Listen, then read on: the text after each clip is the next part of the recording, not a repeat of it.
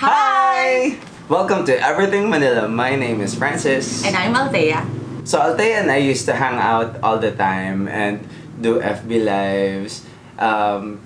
As we met together sa freelancing community, and that's where our friendship blossomed as well.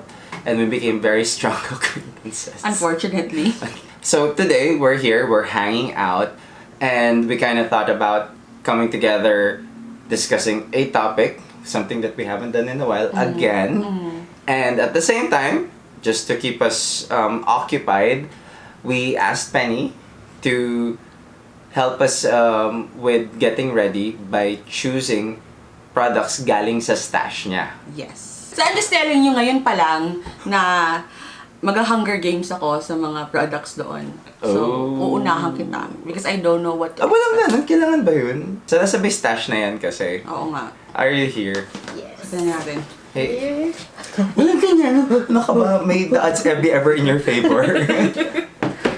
Wait.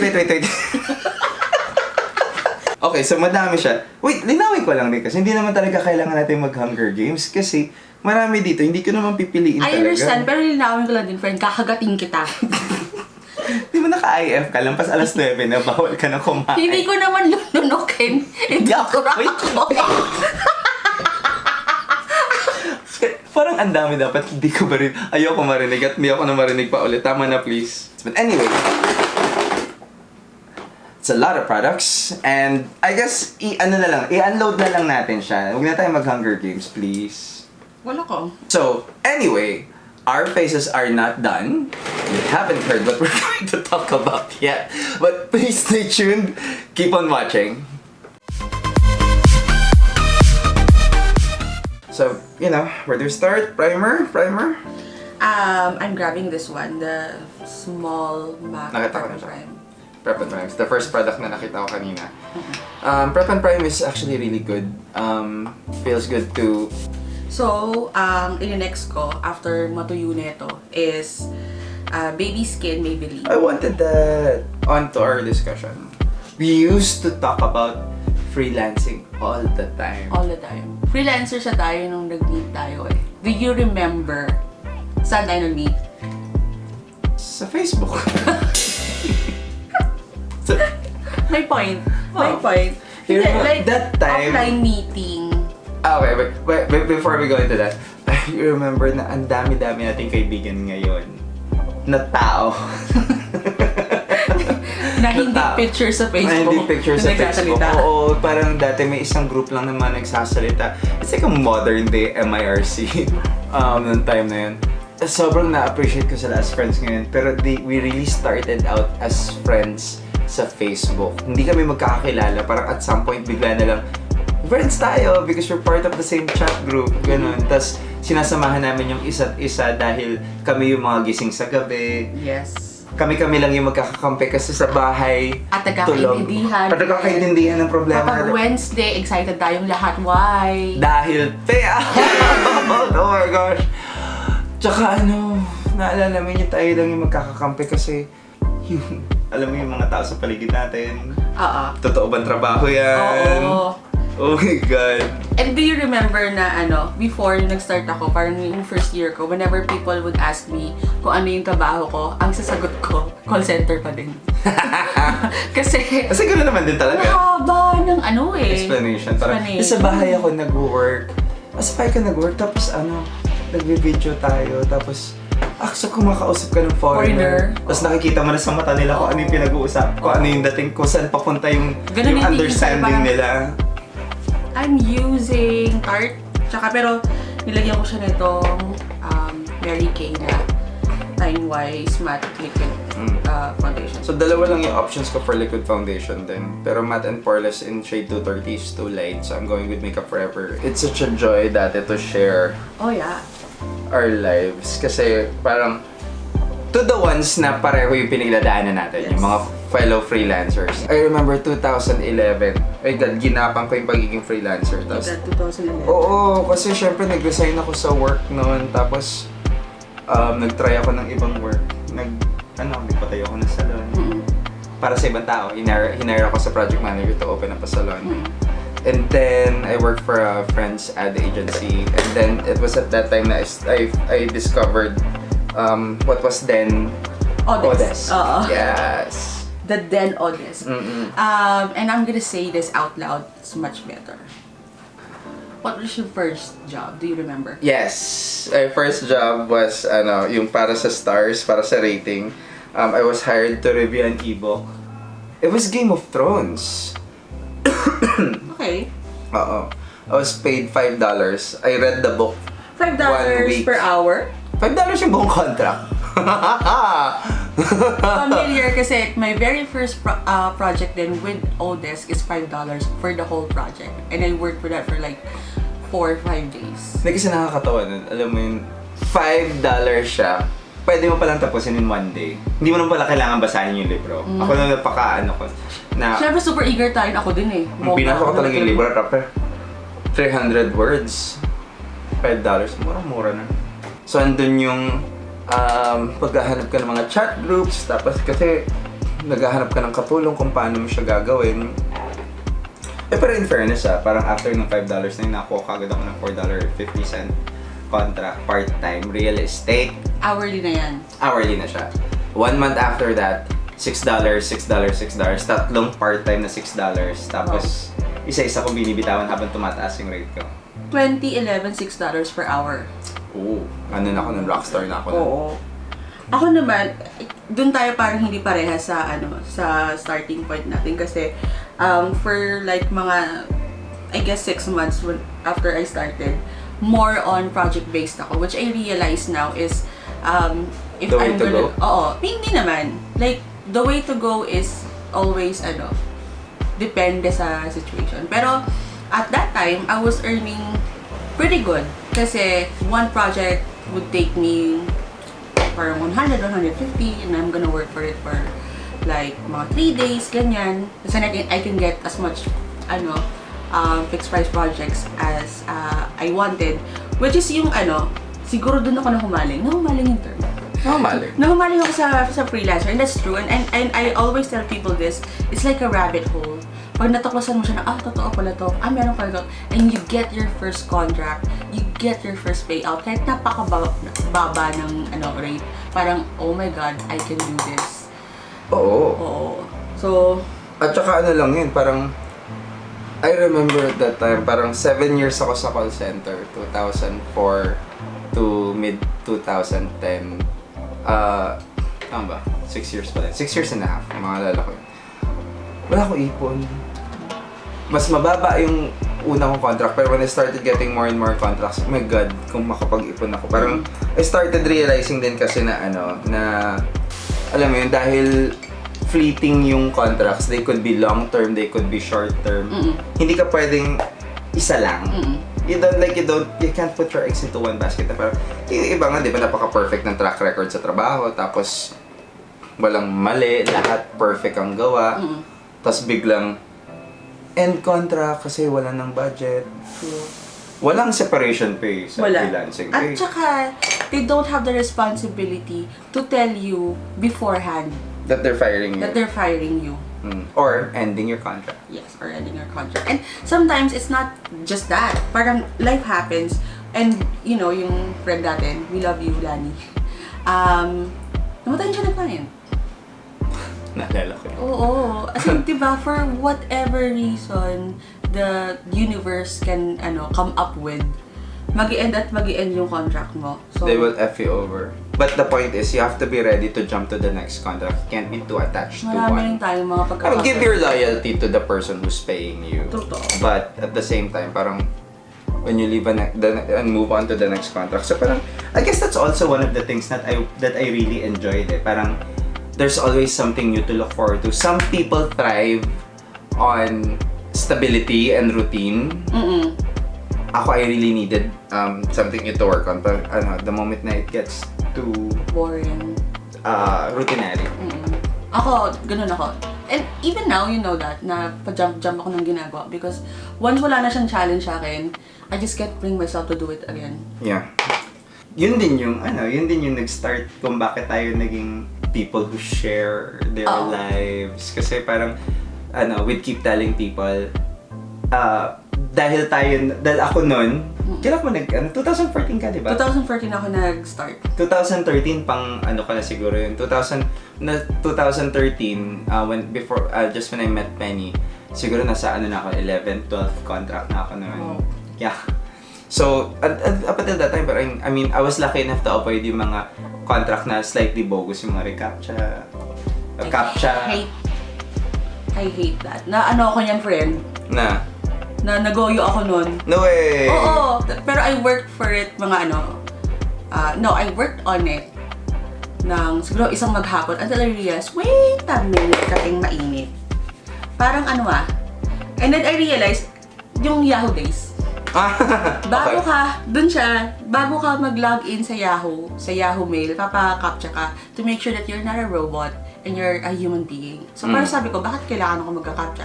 It's because they want to go in on pages na may captcha. So you let these hackers or these people crawl into those pages. Yeah. Oo. So not only is it a scam, it's also unethical. So yun lang.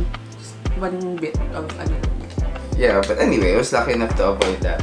And I actually went from in a very short span of time I actually moved from 'di ba sabi ko 6, 'di ba? 6. Move ako ng 8. Tayong less than 1 year, I had a contract that was $13 Wow. per hour. Wow. Parang, what did I do to deserve this? Parang I was always looking over my shoulder na parang, is the world gonna F me over? Try this for your Panoorin. Yun. Thank you. So, nandun din nagsimula yung parang campaign ko to be financially stable, among other things. Yung stability na hindi mabibigay ng basta meron kang contract. Yung sarili. Pinupundar ka ng ipon na basta ang goal ko nun talaga, at the very least, parang pag tumigil ako ng pagtatrabaho, 6 months, kaya ko mabuhay. Which is, I think, a very fair assessment. Kasi ngayon, at any given time, if I do that, hindi ako mamamatay. Which is, nung nag-start ako, is very baliktad. Dahil, hindi ako sanay na weekly yung bayad, weekly yung payout. Tapos, I get to control how much, in a way, I get to control how much I take home. Kasi, you work on as much projects as you want, you log in as much hours as you can. Then, isabihin, may control ka kung paano pumasok yung workflow. So, I mean, yung cash flow. One day millionaire ka. So, oo. Oo. Sabi ko talaga sa nanay ko, sabi ko, ma, ito na yun, ma. Ito na yun, ma. Tinan mo, meron akong project, $100 per week. I've made it! Ganun talaga. Tapos ano yung tingin sa nanay mo na parang, ano ba yung trabaho na yan? Oo. Hindi, I'm kind of lucky in a way because my mom is smart. Nung pinaliwanag ko sa'yo, this is what I do, ganyan-ganyan. Never ako Tagal nung sa akin. Grabe, talaga ba? Lagi every time na lang parang baka may trabaho na yan. Hindi, yung mom was like, ito, gagawin ko, ganyan. So parang, okay. Literally, my mom was like that. And everybody else was like that. I mean, nagtrabaho ako dun sa sunshine industry during the time na pasikat pa lang siya. Hindi pa siya sunshine actually. So, ganun din ang problema ko na parang, saan po kayo nagtatrabaho? Sa call center po. Anong ginagawa niyo doon? Sumasagot ang telepono sa gabi nagtatrabaho. Parang, totoo ba trabaho yan? Baka mamaya, scam ka yan. Scam? Lahat na lang ng trabaho na pinasok ko, baka scam. I think kasi kapag walang information yung mga tao, and that's, with the advent of social media, there's so much information na talaga that's going on. And we were able to use that platform to provide yung mga beginners din na parang something that we never had before. Oo. Which is support, diba? Pero at the same time, just ko, minsan nakakapagod din. Parang, na-burn out ako doon. Gusto ko po magtrabaho niyo ng ganyan, paano po ba yan? Parang, how po? Until now, multo yan sa buhay ko. How po? Galit ako sa how po na yan. parang, hindi yun dahil, kasi, experience ka na, Althea, ganyan. No, girl. Before pa ako maging freelancer, may mga groups na for freelancers, but they're not a support group. They're a tambayan. So may mga experienced freelancers doon. Pag nagtanong ko doon, paano po yung ganyan? Ang sagot sa'yo, Google mo. Totoo naman kasi. Siyempre siguro ako, personally ang gusto kong tulungan Yung tutulungan is yung tao na parang you can see that they're trying, Oo. pero medyo nawawala yung way nila. Oo. And that's fine. Like, that's fine. Kasi nakikita mo yung nag-try sila. And actually, that's maybe one of the reasons why I started becoming active. Naging relevant ako at that time. Kasi I would answer questions. Ang sipag-sipag ko daw. Like, how po, paano to? Ito yung link, ito, ganyan. Kasi naramdaman ko yung nung newbie ka, binastos ka. Pero ito hindi ako galit sa mga tao na sumagot sa akin ng ganun because tinuruan nila ako in another way. Tinuruan nila ako to find the answers on my own. It just so happened na if I see someone ask a question, di ako makatulog hanggat alam ko naman yung sagot, bigay ko na sa'yo. Hindi, kasi, some people, konting nudge na lang, pwede mo nang ibigay yun. Para magkaiba tayo Tayo yata yung magkaiba talaga nung time na yun Oo, lalo na na-clash tayo minsan. Oo, at saka si Alf. If you remember. Oh, yeah. Hi, Alf! Actually, si Alf yung isa sa mga nag-comment noon sa mga post ko, yung parang akong susyunga-syunga dun sa group. Sumagot siya ng, maayos din naman yung sagot niya, pero more on, ganito yan, i-google mo. Pero may iba talaga na... At saka may point na parang tutulungan ka niya, pero look for the rest. Oo. Gita-gita ko nun dati sa mga graphic artists. To me, at that time, pwede nilang kontrolin talaga yung oras nila Oh, well, I guess. Pero hindi ko siya skill. I still chose to focus dun sa strength na meron ako, which was customer service at that time. At I think I found my niche naman kasi. Dumating pa rin yung point na ang sweldo ko was mas mataas pa sa sweldo ng... Actually, mas mataas pa rin naman sweldo ko sa sa manager ng bangko. Mas mataas sa sweldo ko sa... So parang, it just gave you the push to work harder. And at the same time, parang gusto ko lang talaga na parang kung kaya ko, kaya nyo rin. Yun din yun din nagsasabi ko Kasi, Kung nga nagawa ko I've been telling people, there is nothing special about me. Mabokalan talaga ako. Pero, there are other people smarter than I am. They have better credentials than I am. And I think it's not your diploma. I mean, if you have that, that's nice. Congratulations. Good on you. Pero, to me, it's more of the personality. And, there's a certain willpower to succeed, drive to succeed. You really want it. And that's what I learned dun sa pattern ng mga tao na pina-follow ko. And I know are successful. Like, you, Diaz, kahit and I always get this, kasi po may pagka-introverted kayo, Miss Althea, ganyan, kaya maybe it's easy. No! Actually, parang 80% of the people that successful are, I'm extroverted. Yun nga, sinasabi nila na, kasi po may pagka-extroverted kayo, Miss Althea. I think I'm more of an ambivert, yung nasa gitna. When I'm extroverted, I'm extroverted. Pero when I'm, nasa down ako, hindi niyo ako mahanap. I'm extroverted because I needed it. So, parang kasi extroverted kayo, kaya you can say that. No, 80% of the people na alam ko are successful, I verified, charot, is they are introverted. So, yung personality mo, in terms of extroverted ka ba or introverted, doesn't matter.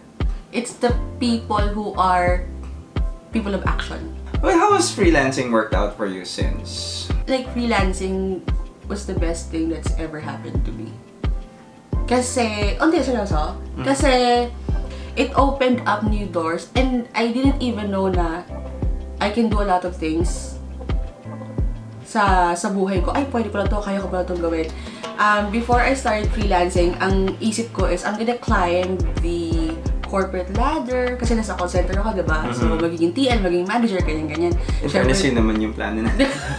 Dahil para tayo galing call center, parang makikita mo sila, palakad-lakad lang. Social, Maupo English. sa table, parang, over break. Hi guys! Ganon. Pero nung na-realize ko na, meron palang freelancing. Tapos, I did this. And I was really good at it, and I got praised for it, and I did another thing, and the same thing happened. May point ba na naisip mong bumalik? Hindi na. Never, as in after your first days. Kasi it was always at the back of my head. As like if it didn't pan out. Basta same thing. Parang keeping all of your eggs. Ako, hindi ko sinara siya in terms of, ayoko na, ganyan. Pero, iniisip ko lang, may fallback ako. Pero, at the same time, nag-enjoy talaga ako sa freelancing. I never thought na I would stop kasi hindi na ako makakuha ng client. Kasi, newbie ako, wala akong alam, nakakuha ako ng client. Oh my God. Oo, so, and then next client, next project. And then, what I would do is if I get this project, ito yung value niya, ito yung business niya, I get something higher the next time. Parang ginigauge ko talaga yung kaya kong gawin. Oo, so na-challenge yung sarili ko as opposed to sa call center. And there's nothing wrong with that. A lot of things na I've achieved was because I was from a call center. At nandun yung Before. strengths na nakuha mo. Oo. Same thing. Diba? Like, hindi ako masyado nakaalis talaga. Like, I wanted to learn new things. Pero parang I found out that my heart was really into customer service. And I was able to build it into, like a more or less reliable business strategy. I mean, my boss is now a business partner. At some point, we were earning more than... I was earning more than... Ano ba yung in-earn usually diba ng manager, ganyan? I mean, depende sa industry. Pero I can confidently say that there were several points in my career na I was earning like a healthy 6 digits per month. Yung project namin sa Ay, sorry. Go. I-preface ko lang yun by saying na yung time na yun, parang kasi ang kalakaran dyan is kung kaya ng katawan mo, damihan mo yung kontrata mo. So I was actually working 3 contracts at that time. So not one big time job. Oo. May i-manage mo rin yung mo doon, time mo doon, tsaka projects mo doon. Nagkaintindi ng time management ko noon, ma'am. Kasi magkakaibang country. US, Kinaya mo yun? UK, tsaka Australia. Grabe. Kinaya ko siya kasi ng time nga na yun. Parang, so you have your bread and butter contract. Tapos may golden boy ka eh. May temporary na parang Fallback. 3 months, 2 months na contract. Pero pag pinagsama sila, bongga. So may ganda rin yun. Sa time na yun, mayabang tayo. Kasi we were at the top of our game. Di naman din tayo humble ngayon, friend. You know how, I wanted to share lang how freelancing has literally changed my life for the better. So not a lot of people will understand na a lot of my success, I'm drawing freckles. Go. A lot of my success actually came from freelancing kasi I'm not equipped to handle office situations. So it's a different approach, and freelancing actually gave me my life back. After niyang kinain yung buhay ko. Okay. I mean, Hear that. You know naman ngayon na diba, na I'm doing hairstyling na. And for a while I did retire From hairstyling? from freelancing. Freelance. I know about that. Oo. Oh my Friends God, tayo. I remember that time. Nag-end yung isang contract ko, and then alam mo yun, yung parang akala ko okay na ako doon kasi meron akong isang contract na natira. So meron akong isang contract na weekdays, isang contract na weekends, which means I was working 7 days a week. Tapos minsan sa umaga, mag-hairstyling ka. Tapos natapos yung contract ko ng weekdays. Nag-goodbye ako. So, sabi ko, perfecto, makakapag-try ako ng skill-based na work. Actually, for those of you who are still, who are freelancing, look for something skill-based. Yes. Kasi eventually, pag nagkaroon ng Armageddon, tapos ang alam mo lang mag-customer service, una kang ipapakain sa mga zombie. Oo. Nagiging father ka. Yeah. Or mother. Canon father. Oh, that. For the both of us, we can say talaga, between the two of us, na freelancing is the best thing that's ever happened It to is us. the best thing that ever happened. Which is also the worst thing that's ever happened to us. It Because is the worst thing that ever happened to me. Agree lang, Oh. No. Totoo, kasi I mean, moderation is key. For a lot of new freelancers, parang lagi nilang sasabihin na no, more contracts, more fun, more contracts, more fun. But there's always balance in everything that you do. Alam mo yun, you have to find that certain point where yung kinikita mong pera, dapat hindi lang siya nakareserva para pag na-hospital ka. Sa sobrang trabaho mo. Sa sobrang trabaho mo. Oo. So, Totoo yun. find something that makes you happy. Totoo yan.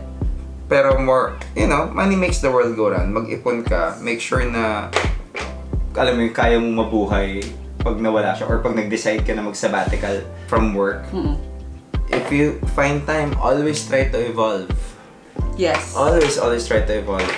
Kasi if we never had that desire to grow, never had that desire to, to reach higher, goals, I don't think I'll be able to find myself in a situation where, alam mo yan, sa ngayon kasi lesser yung worries mo about yung money problems eh. I have a great client ngayon that allowed me to, along with my partner Penny, to set up our own agency. So nakahabol ako sa kanya. And I have 8th grade, 10, 11, 12. Hindi ka lang nakahabol, nakaumos ka, friend. Diba? Almost dyan. It allowed you to do so many more things kasi, from managing contracts, getting your own contract, managing a side contract, tapos makakapag, parang, oh my God, iba yung, feeling ko iba yung, kung nasan ako ngayon. I still can't believe na, so parang, ngayon, which goes back to our conversation na parang, what are you using? I'm using the Morphe Continuous Setting Mist. Gusto ko siya kasi hindi siya Like, Oo. Anyway, I'm using Urban Decay's All-Nighter. Actually, gusto ko to. Parang ang dami niyang setting spray. Allowed us to expand our horizons, explore more projects, diba? So, and also that's why I also wanted to parang go back and parang revisit some of those groups na hanggang ngayon parang they're asking how are they starting. It's actually fun to see na pagpasok mo ulit na sa mga support groups, yung mga freelancer groups, na ganun pa rin yung sistema ng tanong. Nothing's really changed. So, pagpasok mo, how to be you. I hated that question. How to start po ng freelancing, how po, I am sino annoyed. pong pwedeng makatulong dyan, gusto ko magtrabaho sa bahay, parang gusto mo pa rin sabihin sa kanila na, pero ganun pa rin. I mean, you're still going to find people who are, oh my God, this person was us several years ago. Yung parang patulong naman po dyan kasi nag-start na ako dito sa contract na to pero hindi pa ako sure sa gagawin. Oh my God! Yung parang, sugod muna! Saka ka mag-panic kung anong gagawin mo. Tama. That's exactly what I did for so many contracts. At some point, meron pa akong na parang, I'll see a job post, tapos may jargon, may software na hindi ko alam. Google muna. Google ko parang, I will give myself 15 minutes to learn that. If after 15 minutes, kaya kong maintindihan ko ano yung nangyayari, mag-a-apply ako.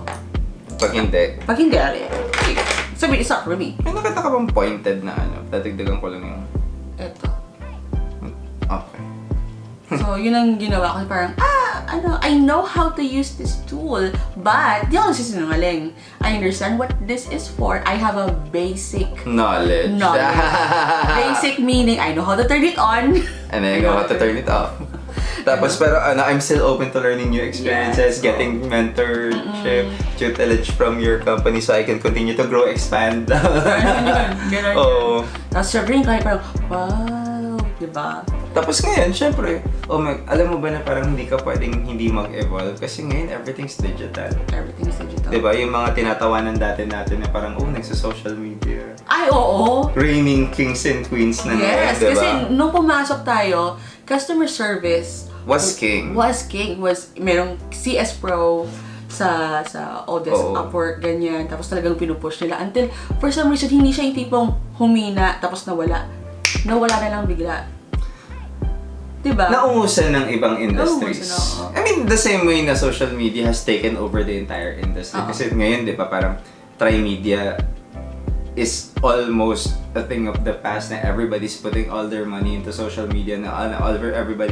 Na parang sometimes I wish I knew about that or parang we were able to predict the trend tapos naka-join ka, di ba? So, I mean, ngayon ba? Or are you still going to try to jump into it? Kasi ngayon, technically, pwede ko sabihin na may social media experience ako kasi may VA work ako before na ako yung taga-post. Nagko-post sa Facebook. Ako yung nagko-content strategy, gano'n. Ko-comment Pero ako iba doon. yung game ngayon eh. Sobra. Iba yung game.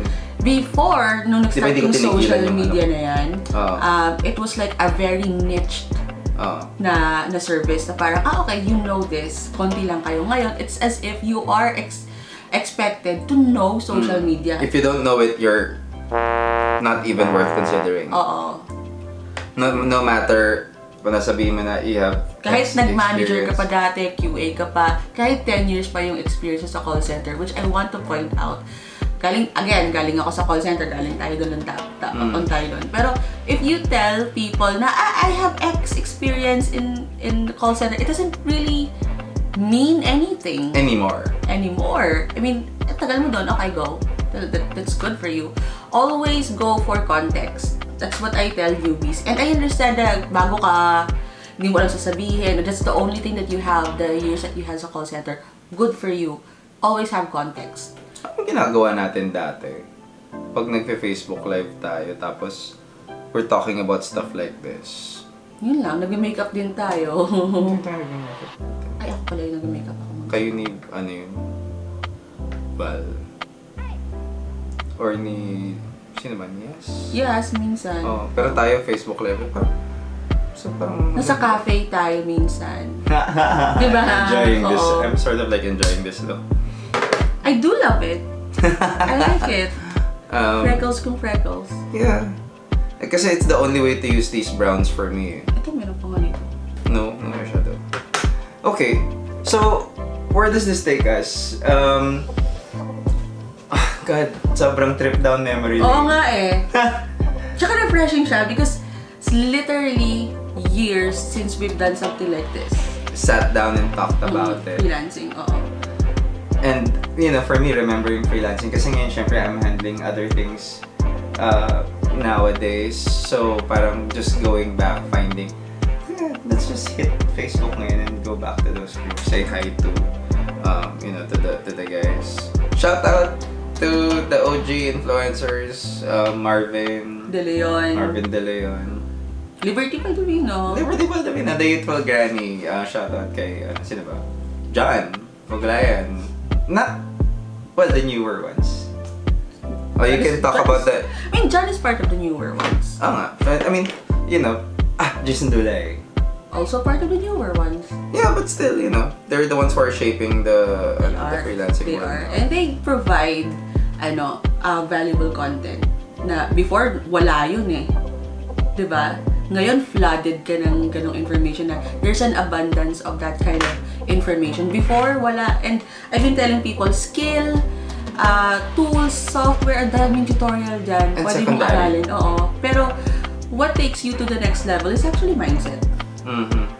Diba? So, kumbaga, kung hindi mo pa kaya mag-succeed yun, ewan ko na lang. Like, Totoo yan Oo. I mean, don't take it as an insult if you are a new freelancer tapos hindi ka pa nakakuha ng first contract mo. It's actually a challenge kasi nung kami nagawa namin dahil patanga-tanga pa tayo tapos ang pa tayo. parang yes, I'm very, you know, sociable. I can do social media. I am hardworking. Ganon. Oh, with Very- good sense of humor. yung mga dating resume na hindi gagana ngayon. Oo, hindi na. Oh my God, memory lane. Anyway, at least Clients are also getting smarter. they are. Let's not drag this out any further. I think we've enjoyed our conversation. Well, I hope you guys are still with us at this point. So here's a look that we both created using products That are not ours. that are not ours. And for you guys, thank you so much for taking the time to join us down this trip through memory lane, and you know, this moment where we were able to do a look na hopefully maipapasyal namin somewhere na hindi lang memory lane, hindi lang Facebook. And for those of you who are still watching, again, thank you so much for watching us, for looking at Evrythng Manila. So if you are an online freelancer or you want to be an online freelancer, you want to work from home, the shebang, we're here to help you. If you have questions, just comment it down below. Sagot kami. Or, Maybe you're already a freelancer. Maybe, oo. Maybe you're struggling, maybe you're looking for other ways to grow. Remember, growth is not always financial, but financial is always a good thing to have. Yes. You know, hit us up. Maybe we'll do another topic about it. Do another video about it. And once again, if you haven't joined the Evrythng Manila family yet, please click the subscribe button down below. We're so excited to have you join us. And click the notification button. It's somewhere right here. It's a bell icon, so you will be notified every single time that we upload a new video on YouTube. Yep. This is with Althea And Francis. And thank you so much again for watching our video. See you in the next one. Bye.